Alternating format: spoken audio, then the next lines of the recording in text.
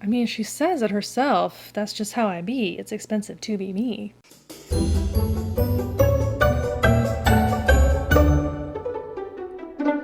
Hi guys, welcome back to another episode of Crue Trime. Crue Trime. Crue Trime. My name is Sarah, and what I do here is tell you a terrible story to ruin your day.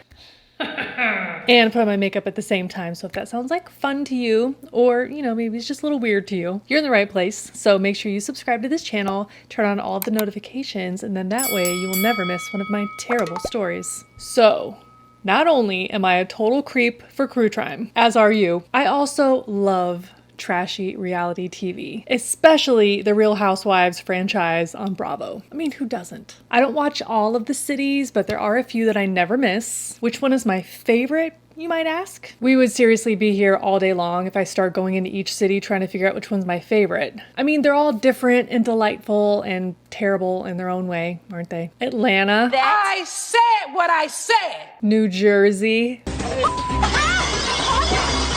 Potomac. Robin? Shut the up. But you guys, Beverly Hills has blessed us with not just drama, but spin-offs. It ain't about the pasta. Vanderpump Rules?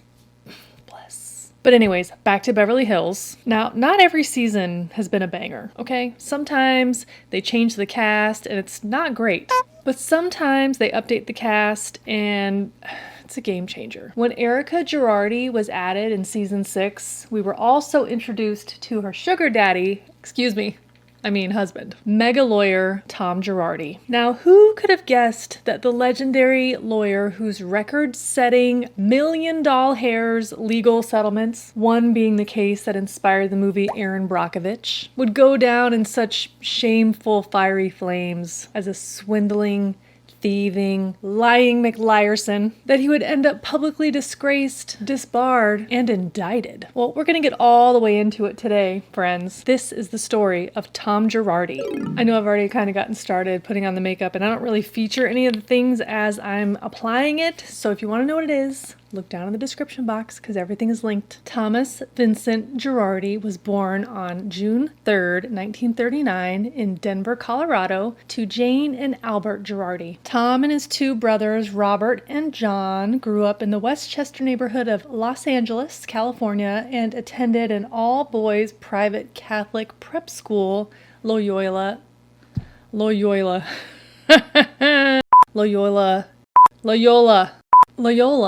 if I could say it properly, is the oldest school in Southern California. And after Tom graduated in 1957, he enrolled at Loyola Marymount University, finishing up undergrad in 1961, and then he went on to Loyola Law School where he earned his Juris Doctorate. Apparently, Tom only wanted to go to schools that I have trouble saying. Well, okay, so Tom got the memo about other schools, and he went on to NYU, New York University, for his LLM degree in 1965, which is like an additional year of studies. It's like a Master of Law. He was specializing in consumer law, and this would later help him in his medical malpractice suits. And now, with his brain sufficiently stuffed full of law knowledge, Tom started his own law firm, which at first was just him. Like no law clerk, no secretary, no nothing. Then later, Tom and his good friend, Robert Keese, founded their own law firm together, Girardi and Keese. And side note, such a missed opportunity to name the law firm Geese. Imagine the advertising possibilities. Well, Girardi and Keese, Geese, Geese. They specialized in personal injury claims, plaintiff's cases. And these are the kinds of lawyers that would help a little person sue the big corporation. This would be after like workplace injuries or car accidents, botched surgeries, you get it. These kinds of cases involve big settlements, and it makes the lawyers a lot of money. Well, Tom was immediately really good at it, and in 1970, he became the first lawyer in the state of California to win a $1 million plus settlement for a medical malpractice case. He became recognized as a public figure when he joined Ed Masry in the battle against PG&E for the residents of Hinckley, California. You've heard of this case. This was the one that was famously featured in the movie Erin Brockovich. Well, PG&E, or Pacific Gas and Electric, was the utility company in Hinckley that was proven to have polluted the groundwater of the town, which led to many of the residents having all types of serious illnesses and even birth defects. Originally, Ed Masry and Aaron Brockovich did the legwork, but they needed a bigger firm to take on PG&E, and that's when Girardi Keese signed on. When it was all said and done, PG&E agreed to pay over $460 million to the residents of Hinckley for injuries and illnesses linked to the case. So Tom, as this super personal injury attorney, became known as the champion of the people. Now, I've gone into some detail about plaintiffs' cases when I did the Alec Murdaugh case. What typically happens is the attorney takes the case on a contingency basis. And what that means is the client doesn't have to pay any fees or anything up front at all, because if the case doesn't win any money, nobody owes anybody anything. But if the case wins, the law firm takes a big cut off the top. I mean, sometimes it can be upward of like 40% of the settlement. Well, Tom Girardi had major wins against pharmaceutical companies like Merck or Vioxx. Am I saying that right? Over the years, he won over $1 billion from the healthcare industry, spread over about 30 different cases, and it included $785 million for the employees of Lockheed Martin Skunk Works and $45.5 million from the Ford Motor Company. By 1999, Tom Girardi was very well established in the legal space. He was also mega rich, mega successful, mega connected. He was also known as a kingmaker because he knew all the right connections to get people appointed to legal benches as judges. He was friends with all the judges, the sheriffs, the police chiefs, yada yada yada. Tom also owned a sprawling 1920s estate in Pasadena, and he was co-owner of a legendary restaurant in West Hollywood on Cannon Drive called Chasen's, now known as Mastro's. And this is where he would meet his soon-to-be third wife, Erica Chahoy. All I keep thinking about is Chips Ahoy. Ahoy there! 27-year-old single mom Erica had come to Los Angeles to pursue a career in entertainment as a singer/actor. As many aspiring performers do, Erica was booking small jobs here and there, but she worked as a waitress at Chasen's to pay the bills. Now, who was Erica?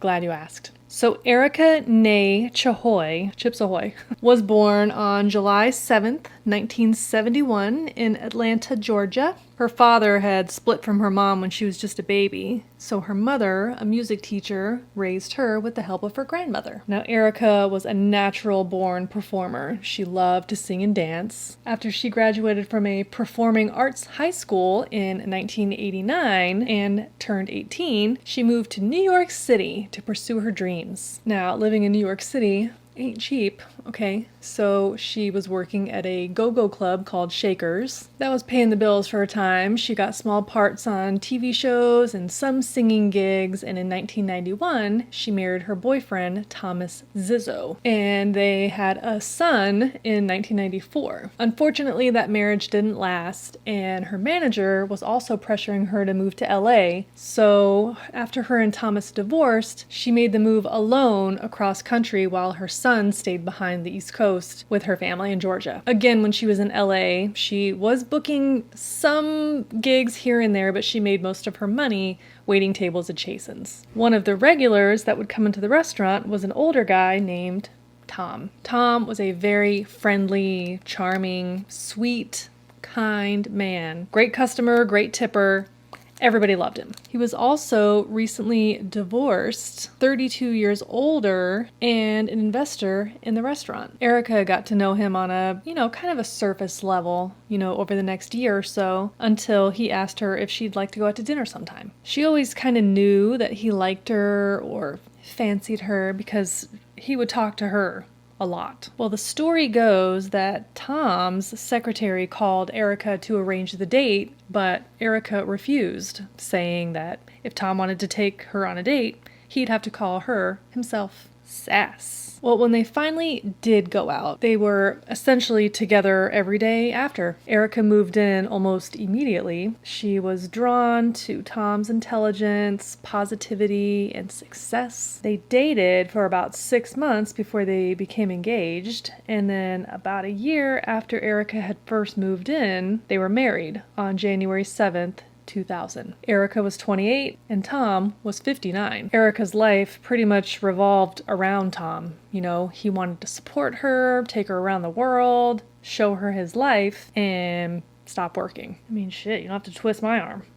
Now, as I mentioned, Girardi Keese had recovered like Scrooge McDuck levels of money, you know, over the years for their clients, and Tom was very, very well known. Tom was an amazingly skilled trial lawyer. He could just read a jury. Because reading is what? Fundamental. He knew what to say, when to say it, how to say it. He had this likability, like a folksiness that, you know, was relatable and got the jury to trust him. He knew that being a good lawyer was less about knowing the particulars of landmark law cases and more about relationships. You know, the relationship with your client, with the judge, with the opposition, with the jury. And I think really if lawyers behaved that way a little bit better, I think there's a lot of money in decency, quite frankly. Everybody loved Tom, and his reputation was top tier. In 2003, Tom Girardi was inducted into the Trial Lawyer Hall of Fame by the state of California. He was also a trustee for the Library of Congress in Washington, D.C. The governor of California, Gavin Newsom, appointed him to the Judicial Selection Advisory Committee, which is the group of people that evaluate judges for their spots on the bench. He was really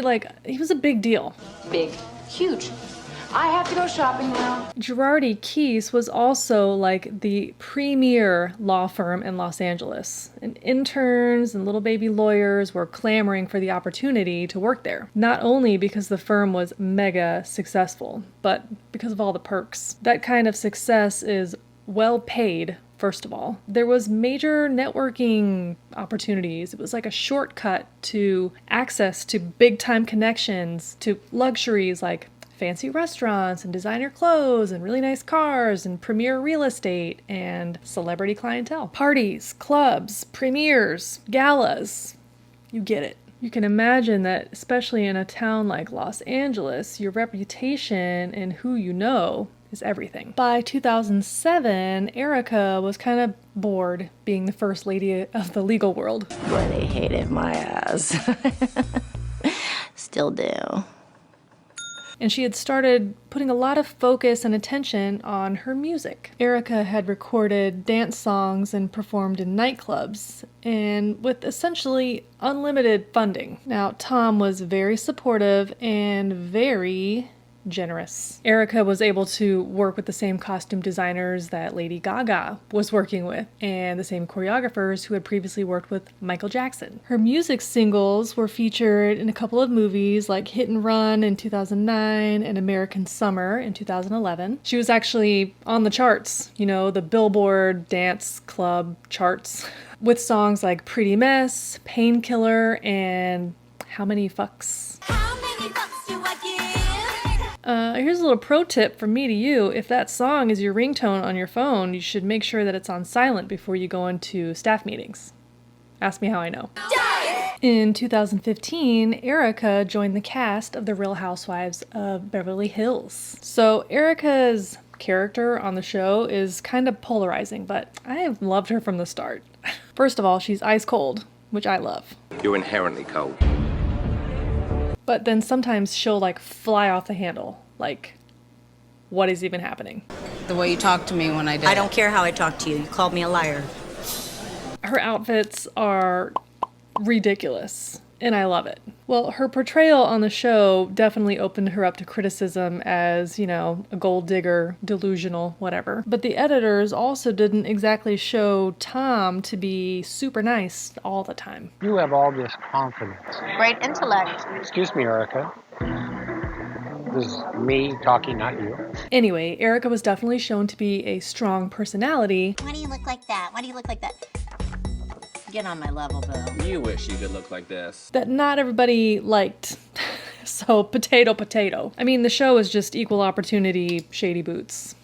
Anyway, back to Tom. So, if you back it up just a few years before The Real Housewives entered the chat, on September 9th, 2010, on the opening day of NFL season, Joe Rui Gomez and his girlfriend Jessica Morales were watching the football game on TV in their living room in San Bruno, California, and long story short, the gas lines to their home erupted. There was a giant explosion that demolished their home and dozens of others, and Joe was badly injured. Like over 80% of his body was badly burned, including his lungs from inhaling like fire. 8 people, including Joe's girlfriend Jessica, actually died in the accident. Well, the gas lines belonged to guess who? PG&E, the same PG&E from Hinckley's water contamination case. Well, Joe's mother, Kathleen, was very concerned about this mountain of medical bills that they would soon be facing, not to mention the loss of his home. And she had a friend that was a paralegal who knew all about Girardi case, and specifically Tom. Well, Kathleen reached out to Tom for help. Tom came to the hospital. He was even there in the room when Joe woke up from his coma. Well, he assured them that he was going to fight for them. And for the next few years, Tom was very much involved in their regular life. And they came to trust Tom completely. So Tom had taken the case on contingency as normal, and this time the case settled in mediation before it went to trial. In 2013, PG&E agreed to pay them $7.2 million. I mean, not bad. Pretty amazing, actually. Even after the firm was going to take their sizable cut of the settlement, that still left a ton of money for Joe. But Tom also presented an opportunity for them to invest in a payout for an even greater return. It was a zero-risk plan with a guaranteed 6% return, so, I mean, that's like a solid $500,000. And so generous of Tom to offer that, like, extra service. It's like access to rich people investment things that normal people don't know about. Well, after this investment term ran its course and it was time for the full payout, Tom started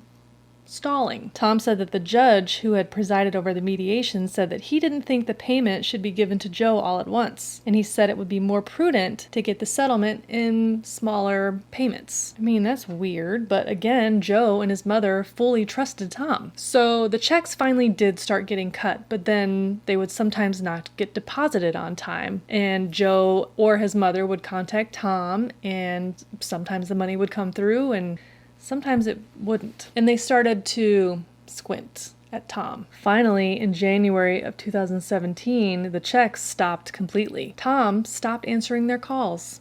I'm not going to be ignored, Dan. Joe and his mother actually hired another attorney to sue Tom. I mean, what else were they supposed to do? The medical bills were piling up around them, and there were millions of dollars that were owed to them. By the time they finally got Tom to sit down for a deposition, it was the fall of 2020, and the problem was even worse than they thought. First of all, the settlement was not for $7.2 million. It was for $53 million. What? Tom had lied, he had stolen their money, and the money, according to Tom, was gone. Hold on, wait a minute. Hold. There you go. I mean, it's giving Alec Murdoch, honestly.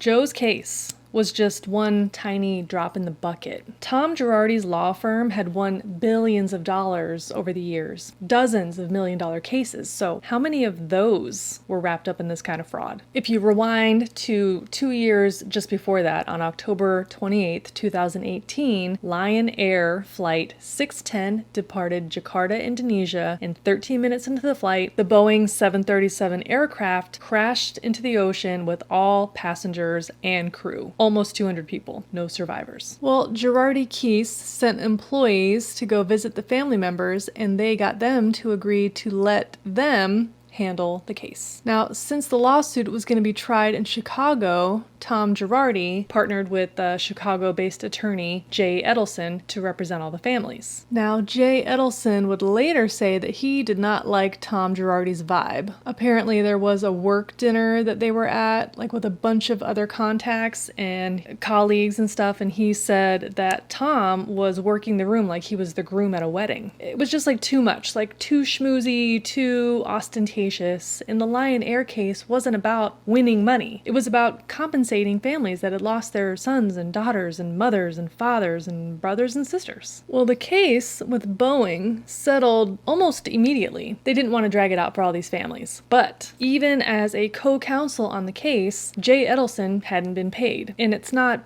uncommon, but just very annoying. Settling these kinds of mass torts is very complicated and it takes a long time to unravel things, but co-counsel fees are typically the easier ones to settle, so he was just being ignored. Ignored? And he started to get worried that if he was being ignored, that the plaintiffs in the case were being ignored too. So, even into December of 2020, Jay Edelson was trying to get Tom to answer the phone, talk about the reason that the clients weren't getting money. But then when he threatened to file a lawsuit against Tom, the other colleagues at Girardi and Keese strongly warned against it. Don't. It would result in sanctions that would be bad for all of them, and it was just career torpedo. Basically, Tom knew too many powerful people, and you just don't fuck with Tom. Come to find out, that was the way that Tom was able to kind of get away with whatever he wanted for years without anybody batting an eye. So Tom was so enmeshed with the California Bar Association, with the state of California, with the governor, and he would often host fundraisers for political campaigns. Very influential and powerful decision makers were in his pocket. He was a good guy, and his reputation was unimpeachable. When the contents of Tom Girardi's deposition from September 2020 in the Joe Ruy Gomez case were made available, that he was broke, savings, investments, cash, everything gone, shit hit the fan. Now remember, Erica Jane was gallivanting all over Bravo, flashing her wealth and flying on Tom's private jets, singing about being rich as fuck. It's expensive to be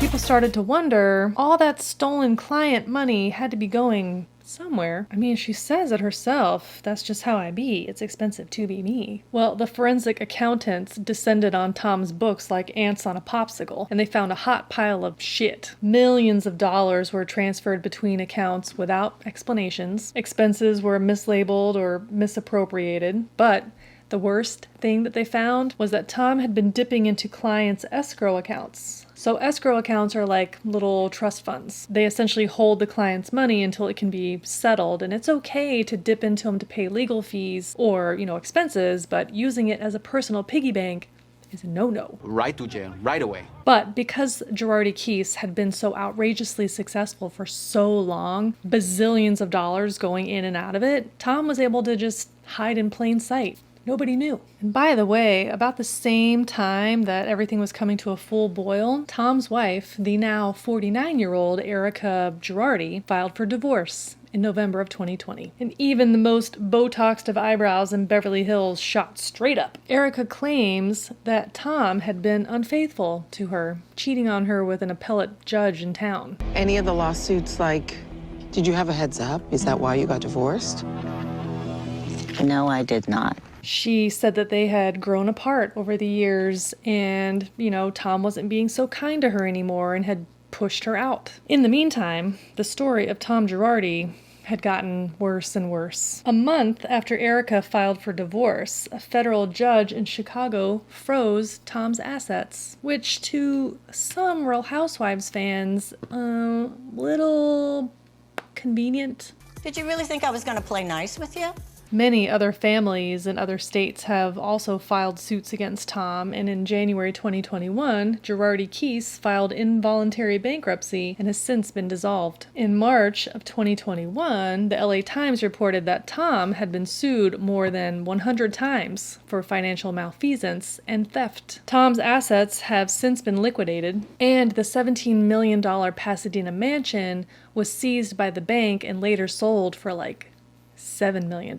So Tom Girardi has already been proven without a doubt to have stolen from some clients, and currently there are multiple indictments in 2 different states for stealing, and he was officially disbarred in 2022. Sadly, 84-year-old Tom Girardi has now been placed in a conservatorship due to memory loss and a diagnosis of Alzheimer's disease. Some say that there were signs of this present for years, but everybody around him was covering up because they didn't want to lose their gravy train. After all, Tom was the reason that they were all so obscenely rich. Some of the things that his now estranged wife Erica has said about his behavior and demeanor in the last years of their marriage definitely support some of the signs of dementia and Alzheimer's, but the jury's out. Tom currently resides in a memory care facility in Orange County, California. A Los Angeles judge ruled in early January that Tom was faking his Alzheimer's symptoms. This is in an effort to avoid prosecution, which is a hot take. He has been found competent to stand trial, although a date has not been set, and there are more than $500 million of unpaid claims and settlements on the line. So we're all just gonna have to wait and see what happens. Erica Girardi claims that she was completely in the dark when it came to anything financially related. She didn't know where the money to fund their lavish lifestyle came from, certainly not that it was stolen from plaintiffs' cases. In August of 2022, Erica was cleared for any involvement in the Lion Air crash and embezzlement case, but she hasn't walked away scot-free. No. She's facing like a $50 million racketeering lawsuit involving some fraudulent American Express charges, and there's another $2.1 million aiding and abetting lawsuit relating to Tom's crimes. Erica met with some of the victims of Tom's financial crimes last summer, and the event was well received overall, with Erica making a statement that she came to listen with an open heart and to be part of moving forward together. I mean, what do you guys think? Do you think that Erica knew and she dipped out, making sure that the Real Housewives cameras caught her every move? Do you think that Tom really developed early onset Alzheimer's and didn't know what he was doing? Tell me all about it in the comments below. And that, for now, is the story of Tom Girardi. Okay, all right, that was something. That was really something. Again, if you want to know any of the makeup that I used in today's look, then just look down in the description box. Everything is linked. If there was anything that I used that's old or not available, I will find you something similar. If you have a Crue Trime case that you want to recommend to me, I would love to hear from you. There is a Google document down in the description box. Click the link and you can fill out all the dirty details. Thank you so much for hanging out today and for watching this video. I really appreciate it. If you want to see more videos like this one, then consider subscribing to this channel before you leave today. I upload new videos here on YouTube every week, and you can follow me on all of the other socials as well. That is it for now. I will catch you next time in the next video. Bye! I did not put concealer at all on this eye. Look how crazy that looks. These lashes are large.